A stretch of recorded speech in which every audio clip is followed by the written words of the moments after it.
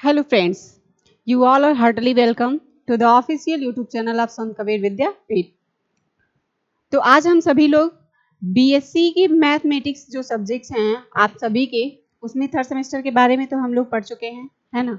अब आज हम पढ़ेंगे BSc second year fourth semester, उसके यूनिट्स के बारे में जानेंगे और एक एक टॉपिक को हम जानते रहेंगे। तो चलिए स्टार्ट करते हैं।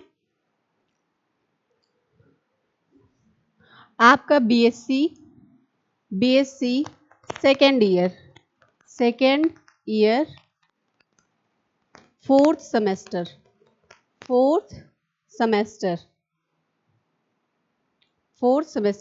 एनईपी 2020 के अकॉर्डिंग है। ये एनईपी 2020 अकॉर्डिंग टू 2020। ये एनईपी क्या होता है? नेशनल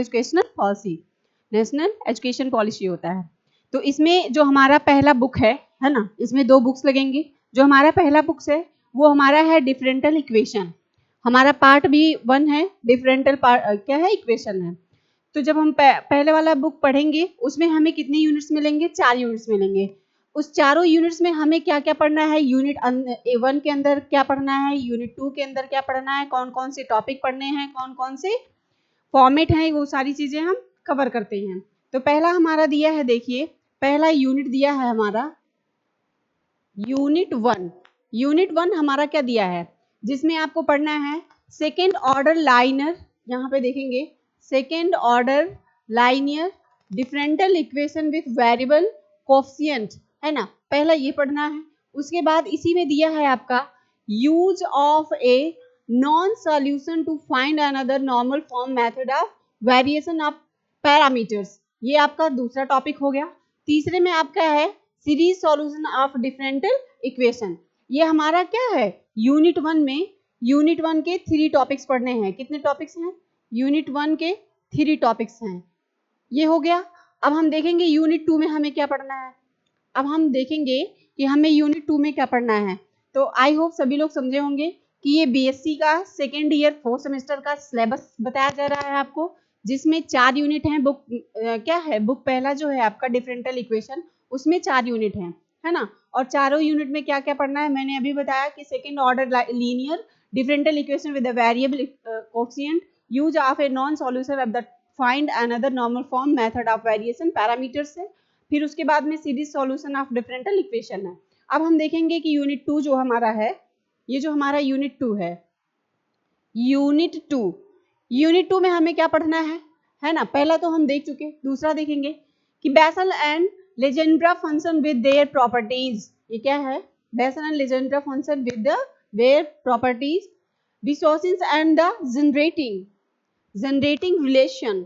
जनरेटिंग क्या है? रिलेशन। ये क्या है? आपके बीएससी फर्स्ट सेमेस्टर में आप लोग इसके बारे में थोड़ी बहुत तो जानकारी लिए होंगे, अगर पढ़े होंगे सही से तो इसके बारे में आपको नॉलेज होगा। यूनिट 3 जो है आपका, यूनिट 3 में देखिए आपको क्या पढ़ना है। यूनिट 3 है ये आपका, है ना। ये यूनिट 3 है। ये 1 था, ये 2 है, ये 3 है।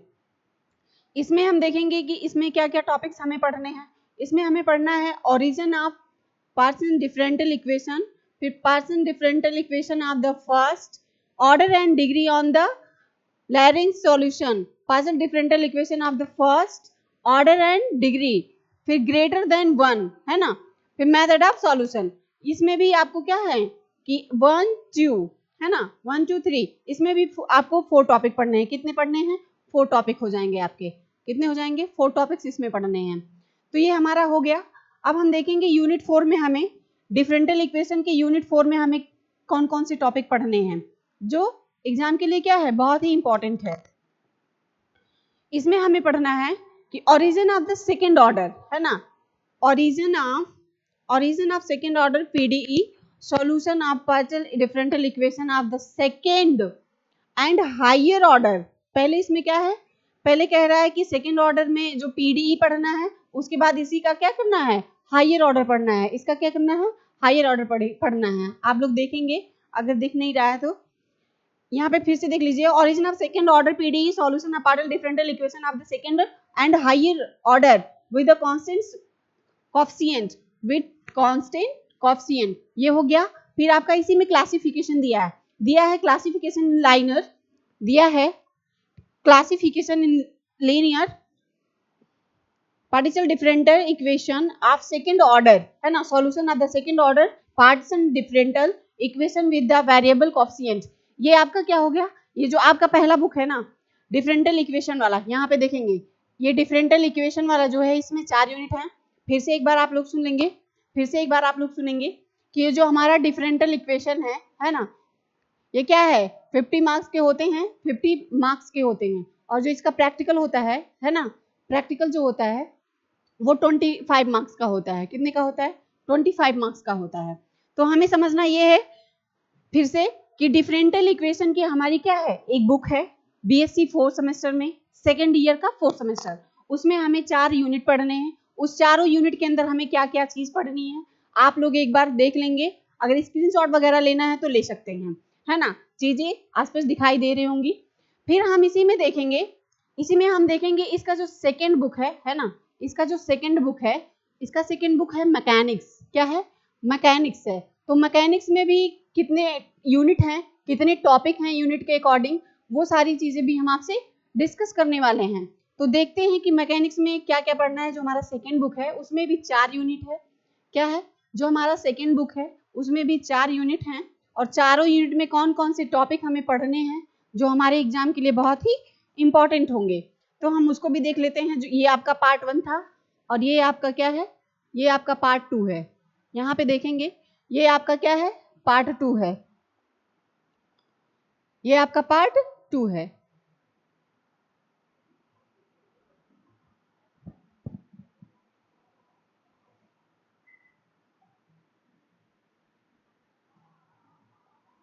ये आपका पार्ट 2 है। तो पार्ट 2 में हम देखेंगे कि हमें क्या करना है और क्या क्या पढ़ना है।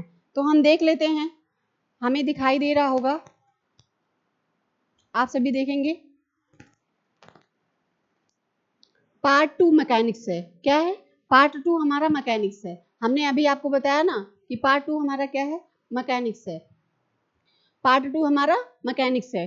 तो मैकेनिक्स में भी देखेंगे हम कि मैकेनिक वाला जो हमारा बुक है ना, उसमें भी हमें 4 टॉपिक्स पढ़ने हैं। क्या है, 4 टॉपिक्स पढ़ने हैं। तो 4 टॉपिक्स में हमें जो दिया है ये यूनिट 5 है ना, यूनिट 5 क्या है, यूनिट 5, यूनिट 5, यूनिट 5 में हमें क्या क्या टॉपिक पढ़ना है देखेंगे। Frame of reference. क्या है, frame of reference, force in the 3 dimension, point sort of central axis, branches of null line and null line, है ना, नल प्लेन्स है। क्या है, ये नल है, नल लाइन्स और नल प्लेन्स।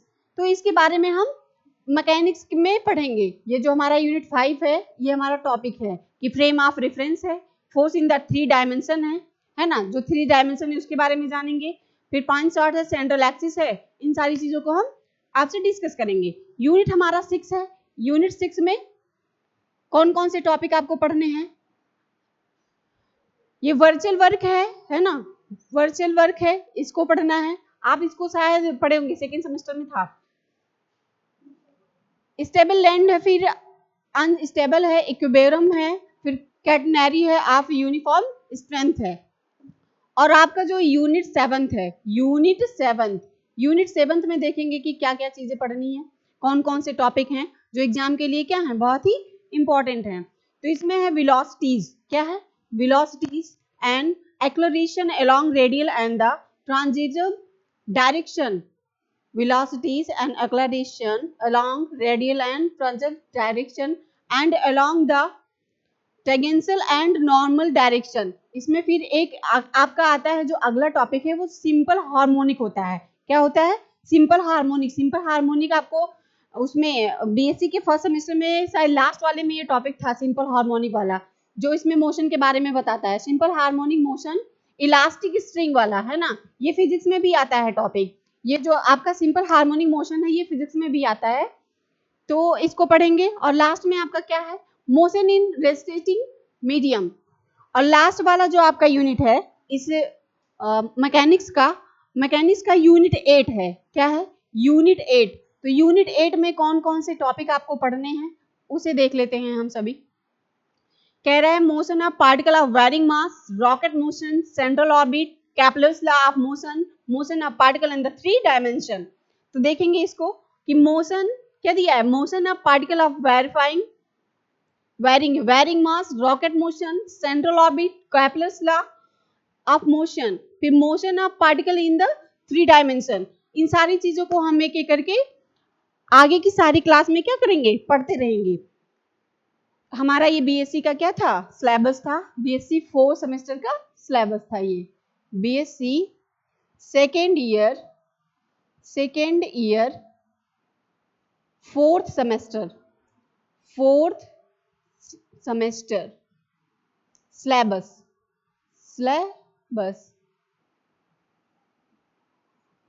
जिसके बारे में हमने क्या किया, आपसे डिस्कस किया। तो आई होप आप सभी लोग इसको समझे होंगे, है ना। और आगे की वीडियो एक एक टॉपिक के हिसाब से आपको बताई जाएंगी। तब तक के लिए thank you, thanks for watching.